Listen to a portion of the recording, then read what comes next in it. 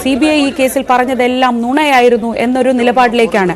ഒരു പക്ഷേ വരുന്ന ദിവസങ്ങളിൽ ഈ ജില്ലാ സമ്മേളനം ഉൾപ്പെടെയുള്ള മറ്റ് സമ്മേളന വേദികളിലൊക്കെ CPM എടുക്കാൻ പോകുന്ന നിലപാടും ഇത് തന്നെയായിരിക്കുമല്ലേ? തീർച്ചയായും ശ്രീജ, ഇതിൽ പ്രധാനമായും ഇപ്പോൾ KV കുഞ്ഞിരാമൻ വ്യക്തമാക്കിയിരിക്കുന്നത് നുണക്കോട്ട പൊളിഞ്ഞു എന്നാണ്. തങ്ങൾക്ക് അർഹിക്കാത്ത ശിക്ഷയാണ് ലഭിച്ചത്. നീതിന്യായ വ്യവസ്ഥയിൽ വിശ്വാസമുണ്ട് എന്നത് വ്യക്തമാക്കുന്നു. എന്തായാലും പാർട്ടി നൽകിയ പിന്തുണ ഈ കാലയളവിൽ, അതായത് ഈ 5 ദിവസത്തോളം ജയിലിൽ കിടന്ന സമയത്ത് കുടുംബാംഗങ്ങൾക്കും മറ്റും നൽകിയ പിന്തുണ, അതിന് നന്ദി പറയുന്നു. ഏതായാലും ഇതിൽ ഗൂഢാലോചനയില്ല, പാർട്ടി നേതാക്കളായതുകൊണ്ടാണ് ഇത്തരത്തിൽ കേസിൽ ഉൾപ്പെടുത്തിയെന്ന കാര്യവും പറയുന്നുണ്ട്. ഏതായാലും കൂടുതൽ കാര്യത്തിൽ ഇപ്പോൾ പ്രതികരിക്കാൻ അതിനപ്പുറം തയ്യാറായില്ല. ഏതായാലും ഈ കാര്യത്തിൽ വ്യക്തത വരുത്തിയിരിക്കുന്നു. അതായത് കുഞ്ഞിരാമൻ ഉൾപ്പെടെ ആദ്യ പ്രതികരണമാണ്. ഏതെങ്കിലും തരത്തിൽ ഈ വിധി വന്നതിന് ശേഷം പ്രതികരിക്കാൻ ആരും തന്നെ തയ്യാറായിരുന്നില്ല.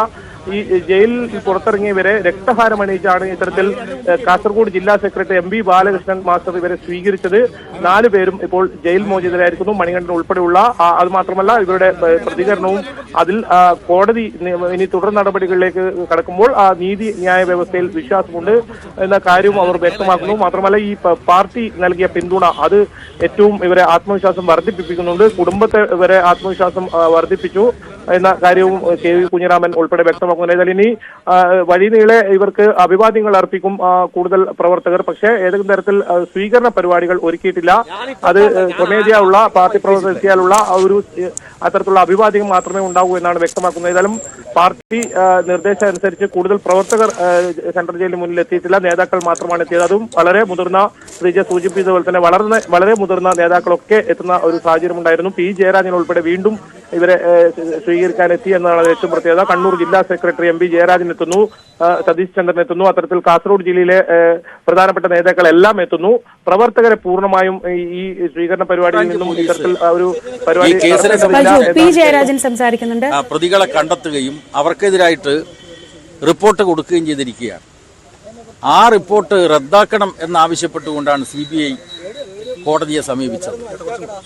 അപ്പോൾ ക്രൈംബ്രാഞ്ചിന്റെ ഫൈനൽ റിപ്പോർട്ട് അടിസ്ഥാനമാക്കണം എന്നതാണ് ഹൈക്കോടതിയുടെ ഡിവിഷൻ ബെഞ്ചും പിന്നീട് വിധിച്ചത്.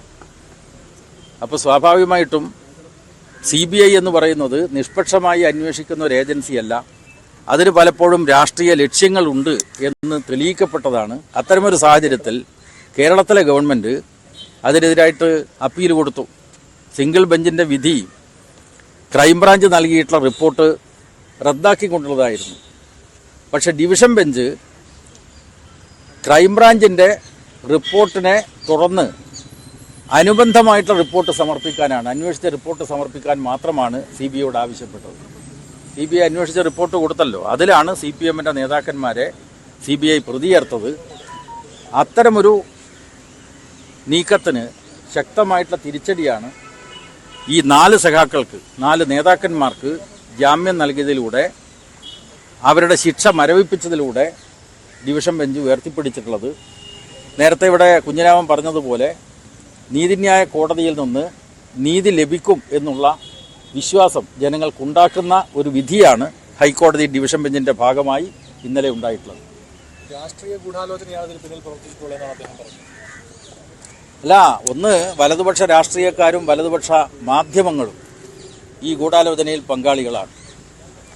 വലതുപക്ഷ മാധ്യമങ്ങളുടെ പക്ഷപാതപരമായിട്ടുള്ള CPM വിരുദ്ധ നിലപാടിനെ സംബന്ധിച്ച് പല കോണുകളിൽ നിന്നും വിമർശനം ഉന്നയിക്കുകയുണ്ടായി. അപ്പോൾ CPM വിരുദ്ധ ജ്വരത്തിനെതിരായി സമൂഹത്തിൽ നിന്നുയർന്നു വന്നിട്ടുള്ള ഒരു ഷോക്ക് ട്രീറ്റ്മെൻറ്റ് ഫലം ചെയ്തു എന്നാണ് തോന്നുന്നത്. കാരണം ഈ കേസിൻ്റെ വിധിയെ തുടർന്ന് കേരളത്തിലെ പ്രചാരത്തിലുള്ള ഒരു പ്രധാനപ്പെട്ട പത്രം മുഖപ്രസംഗം എഴുതിയപ്പോൾ CPMൻ്റെ ഭാഗമായി നിരവധി സഖാക്കൾ കൊല ചെയ്യപ്പെട്ടിട്ടുണ്ട്. അവരുടെ ഒരു പേരും ആ മുഖപ്രസംഗത്തിലില്ല. ഇത് സംബന്ധിച്ച് ശക്തമായി വിമർശനം ഉന്നയിച്ചപ്പോൾ സ്വാഭാവികമായിട്ടും ആ പത്രങ്ങൾക്കും ചില തിരുത്തലുകൾ വരുത്തേണ്ടി വന്നിട്ടുണ്ട്. വലതുപക്ഷ മാധ്യമങ്ങൾ ഏതാണ്ട് നായയുടെ വാല് പോലെയാണ്, വളഞ്ഞു തന്നെ നിൽക്കും എന്ന കാര്യത്തിൽ ഉറപ്പാണ്. പക്ഷേ ഈ വലതുപക്ഷ മാധ്യമങ്ങളുടെ CPM വിരുദ്ധ ജ്വരത്തെ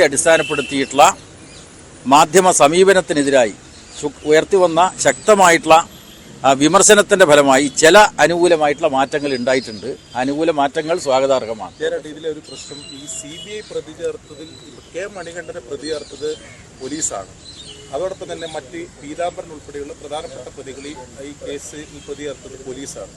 അവർക്കുമുള്ള രാഷ്ട്രീയ പിന്തുണ ഇപ്പോൾ CPM നൽകുന്നുണ്ട്. കഴിഞ്ഞ ദിവസം ഇവിടെ വന്നിട്ടുള്ള എല്ലാ നേതാക്കളും അവരെ കൂടി സന്ദർശിച്ചിട്ടുണ്ട്. പാർട്ടി നേരത്തെ തള്ളിപ്പറഞ്ഞ പ്രതികളാണ് അവർ. അല്ല, ഞാനിവിടെ ജയിൽ സന്ദർശിച്ചപ്പോൾ ഈ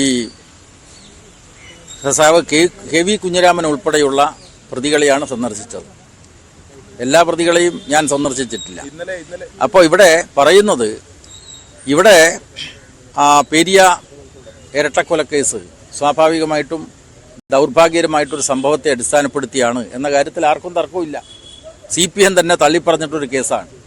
പക്ഷെ ആ കേസിനെ ഉപയോഗിച്ച് CPM-നെ അടിച്ചമർത്താനുള്ള നീക്കമാണ് വലതുപക്ഷ രാഷ്ട്രീയക്കാരുടെ ഭാഗത്തു നിന്നുണ്ടായത്. അതിന് തുടക്കം കുറിച്ചത് കോൺഗ്രസ്സാണ്. ഇപ്പോൾ നിങ്ങൾ തന്നെ പറഞ്ഞതനുസരിച്ച് ക്രൈംബ്രാഞ്ച് അന്വേഷിച്ച റിപ്പോർട്ട് കൊടുത്തല്ലോ, അതിൽ 14 പ്രതികളെ ചേർത്തു. ആ 14 പ്രതികളെ CBIക്ക് ഒഴിവാക്കേണ്ടി വന്നില്ല. കാരണം എന്താ? ക്രൈംബ്രാഞ്ച് കൃത്യമായിട്ട് തന്നെയാണ് അന്വേഷിച്ച് പ്രതികളെ കണ്ടെത്തിയിട്ടുണ്ട്. അതിനെ തുടർന്ന് CPM-നെ പ്രതിക്കൂട്ടിൽ നിർത്തുന്നതിന് വേണ്ടിയാണ് CBI അതിൻ്റെ രാഷ്ട്രീയമായിട്ടുള്ള ദൗത്യം നിർവഹിച്ചത്. അത് വളരെ കൃത്യമായിട്ട് ഹൈക്കോടതിയുടെ ഡിവിഷൻ ബെഞ്ചിന്റെ വിധിയോടുകൂടി ഇപ്പം വ്യക്തമായി കഴിഞ്ഞിരിക്കുകയാണ്. അതെ ഞാൻ പറഞ്ഞത്, സ്വാഭാവികമായിട്ടും അല്ല, അതായത് അതിപ്പോൾ ഹൈക്കോടതി ഡിവിഷൻ ബെഞ്ചിന്റെ മുമ്പാകെ വന്നിട്ടുള്ള അപ്പീല് നിങ്ങൾ മനസ്സിലാക്കിയോ? അപ്പീലിൽ എന്താ പറഞ്ഞത്? യഥാർത്ഥത്തിൽ പോലീസ് സ്റ്റേഷൻ ഉണ്ടായിരുന്ന ഒരു പോലീസുകാരൻ്റെ മൊഴിയെ അടിസ്ഥാനപ്പെടുത്തിയാണ്. ആ മൊഴി വിശ്വസനീയമല്ല.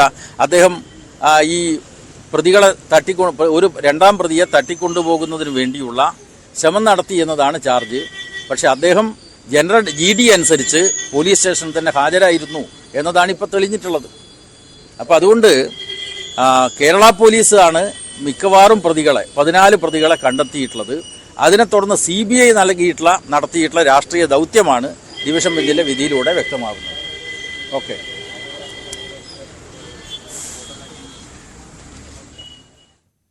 നാല് CPM നേതാക്കൾ, പെരിയ കേസിൽ ജയിൽ ആയ 4 CPM നേതാക്കളും ഇപ്പോൾ പുറത്തിറങ്ങിയിരിക്കുകയാണ്. ഈ കേസിൽ കൃത്യമായ ഗൂഢാലോചനയാണ് നടന്നത്, നേതാക്കളായതുകൊണ്ട് മാത്രമാണ് ജയിലിൽ പോകേണ്ടി വന്നത് എന്ന രീതിയിലാണ് അവർ പുറത്തിറങ്ങുമ്പോൾ പറയുന്നത്. P. ജയരാജൻ ഉൾപ്പെടെയുള്ള നേതാക്കളും ആ തരത്തിൽ തന്നെയാണ് പ്രതികരിക്കുന്നത്.